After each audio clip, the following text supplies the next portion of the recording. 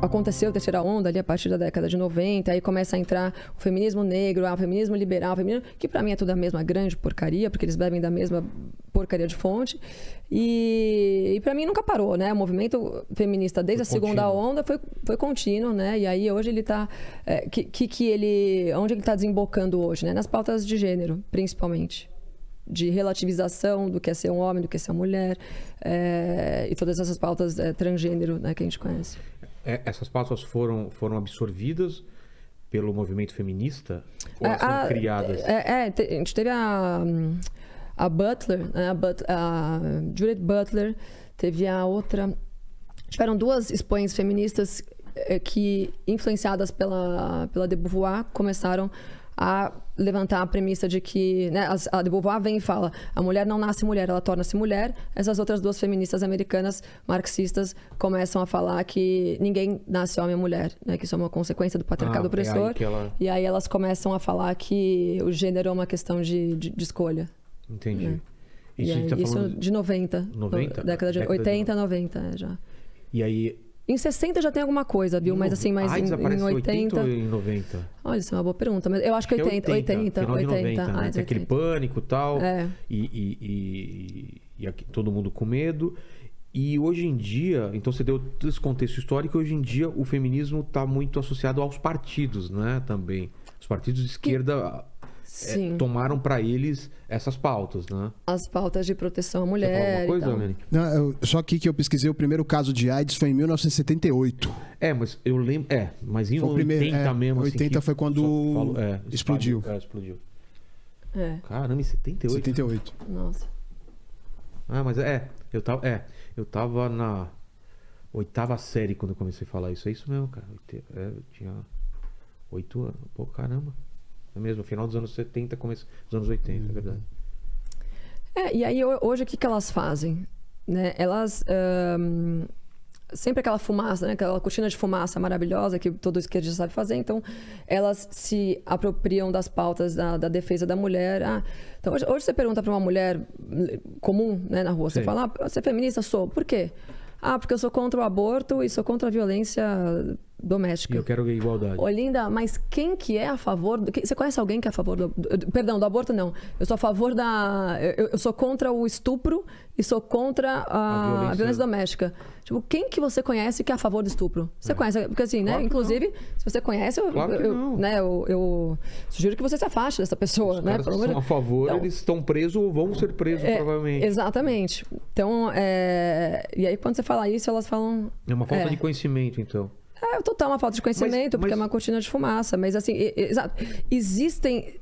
É óbvio que o estupro tem que ser combatido, é óbvio que a violência doméstica tem que ser combatida. Só que vamos lembrar que elas, a partir do momento que você partidariza, né, que você exclui metade da sociedade, né, a sociedade é composta por homens e mulheres. Quando a gente fala de estupro, né, eu que trabalhei um tempo em comunidade, você chega lá, você vê que tanto meninos quanto meninas são estuprados todos os dias. Então, por que você está colocando o estupro da mulher como uma coisa mais importante do que o estupro em relação ao menino? Né? Tipo assim, por que o feminicídio é mais importante do que o crime passional contra homens? Por que uma vida vale mais do que a outra? Então, essa divisão, né, essa dicotomia que a esquerda faz, né, aquela coisa de dividir para conquistar, ela está em todos os lugares, mas principalmente no feminismo. Né? E aí eles começam a se embasar em números falsos e enviesados para partir dessas premissas.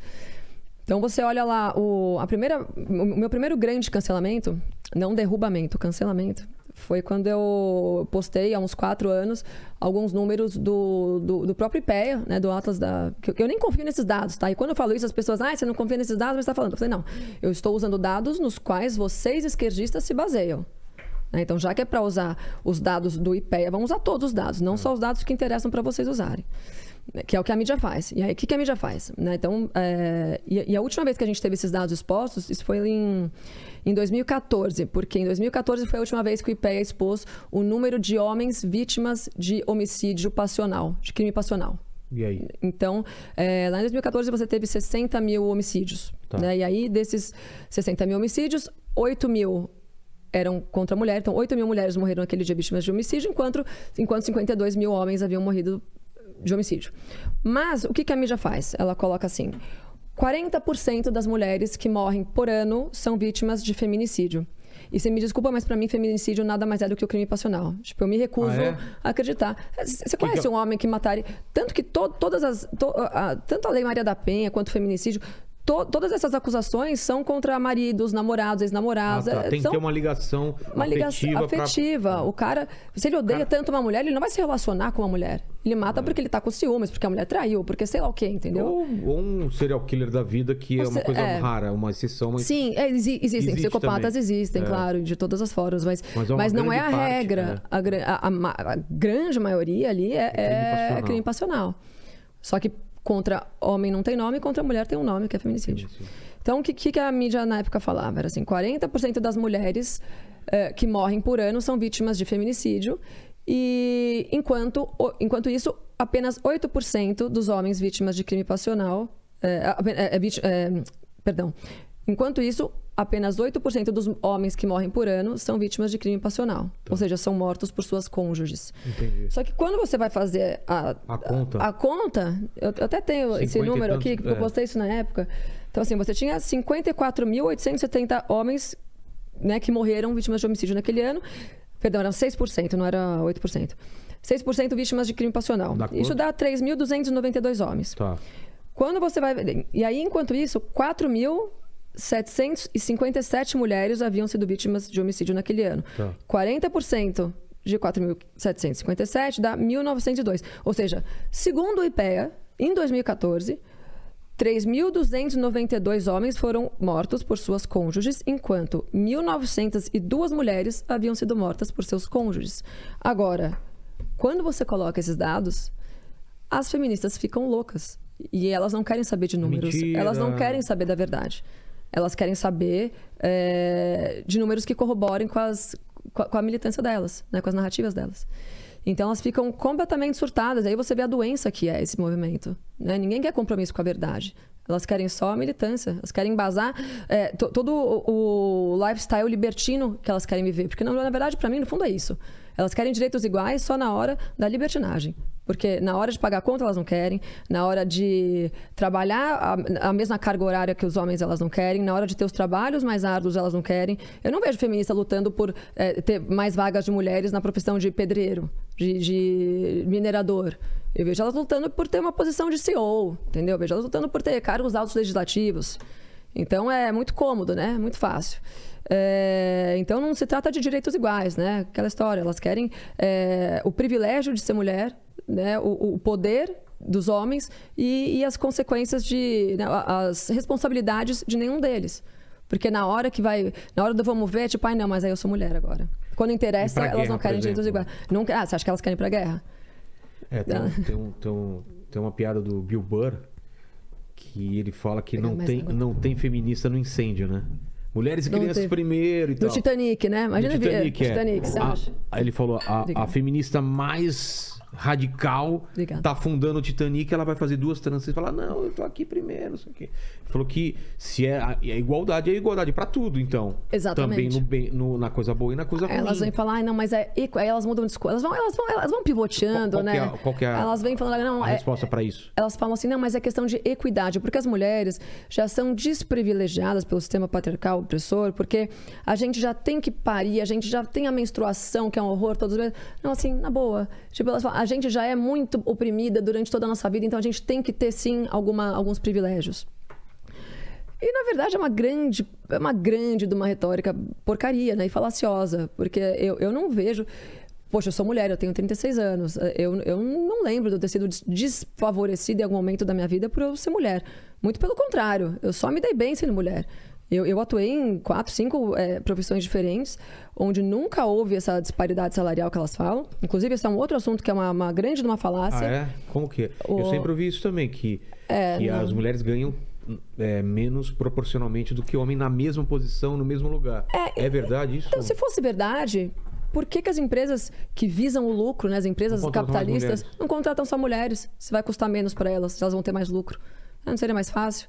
Ou será que o machismo é maior do que o interesse do capitalista de ganhar dinheiro? Isso é uma completa loucura. A mulher que fala isso não tem noção.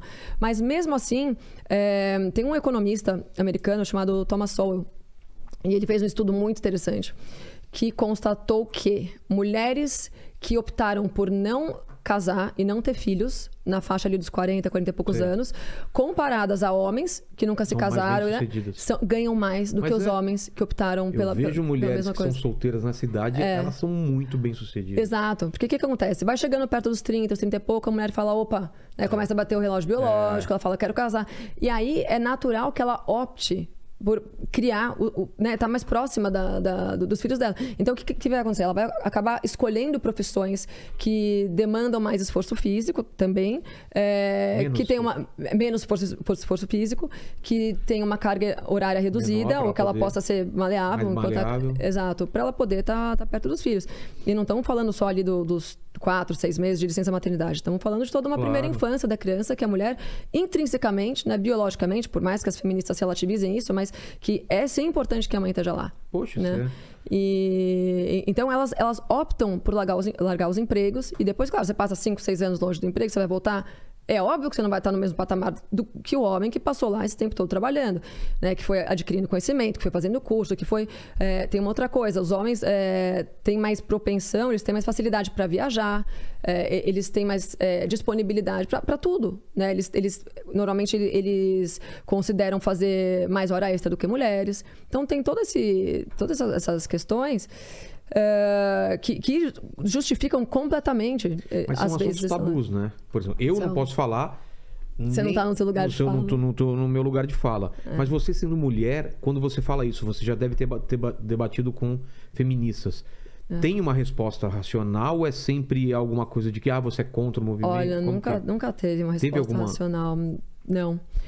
Porque, por exemplo, é a primeira vez que eu tô ouvindo que os números não são verdadeiros em relação a que mulher ganha menos do que homem. Porque eu sempre ouvi essa conversa, tanto de homens quanto de mulheres que vieram aqui, né? Não faz sentido. Não faz sentido, até porque na lei isso está previsto. Igualdade, inclusive, né? Se você aí, dona de casa, se você é mulher trabalhadora, tá exercendo o mesmo cargo numa empresa, com a mesma carga horária, e tiver um homem fazendo a mesma coisa que você, vai lá. E outra coisa, com o mesmo currículo, você processa a empresa, você vai ficar rica. Na produtora Fábrica de Quadrinhos, quem ganhava mais? As mulheres. As mulheres. Elas estavam... a Dani, a Lu... A Carla... A Carla... Eram 3 mulheres que ganhavam mais numa produtora que eu tinha de 25 pessoas. Mas não é porque, vou pagar a mulher porque eu quero dar... Não, porque era pelo quanto você entrega. Não, e né? o tipo de trabalho que elas faziam... Sim. Que é um trabalho super importante. Ela ia visitar cliente. Ela era o meu braço direito, a Dani. Ela decidia as coisas por mim. Olha a responsabilidade. Quem a Carla era a que ajudava ela, entendeu? O Lene, na época, ele era editor, outro era desenhista. Cuidava da parte artística, mas... Mas vocês se reportavam a ela. Em nenhum momento a gente falava, nossa... Temos só mulheres, precisamos colocar... E nunca foi problema, foi sempre legal. E engraçado, a gente fez vários testes. Isso eu tô falando...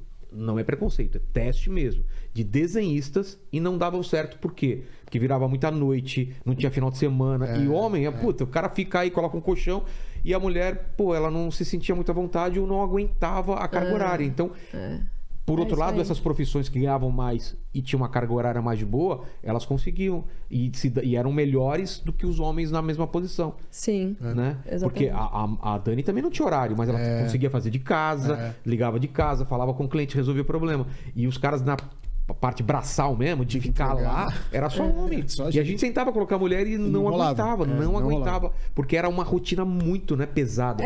Pressão psicológica. Não dá pra relativizar. Exato. Tanta pressão psicológica e a mulher é mais suscetível psicologicamente e fisicamente. A gente é biologicamente. E tinha também, aí que tá, tinha também o fato da mulher ser casada ou ter namorado, o cara fica, você vai passar o final de semana inteiro com 10 homens lá, e a mulher do cara, deixa ou lá. Ou ter filho também, né? Tem que Exato. Então, assim, eu não tô falando que é melhor ou pior, eu tô falando que funcionava pra mim. Nas posições de liderança e de gerenciamento eram 3 mulheres, e na braçal mesmo de fazer o material dava certo mais homens. Mas tinha mulheres que faziam freela, né, de casa. Elas em casa coloriam, desenhavam e aí funcionava. Então, assim, Para cada assunto é uma solução diferente. Exatamente. Isso é a experiência que eu tive lá. Aqui com a gente temos 2 meninas que fazem corte, né? Exatamente. Que trabalham de casa. Trabalham de casa. E também não tem horário, também trabalha que nem Trabalho doido. que nem nós. Que nem nós. Né? Igual, não tem. Igualzinho. É mulher, não, trabalha que nem a gente.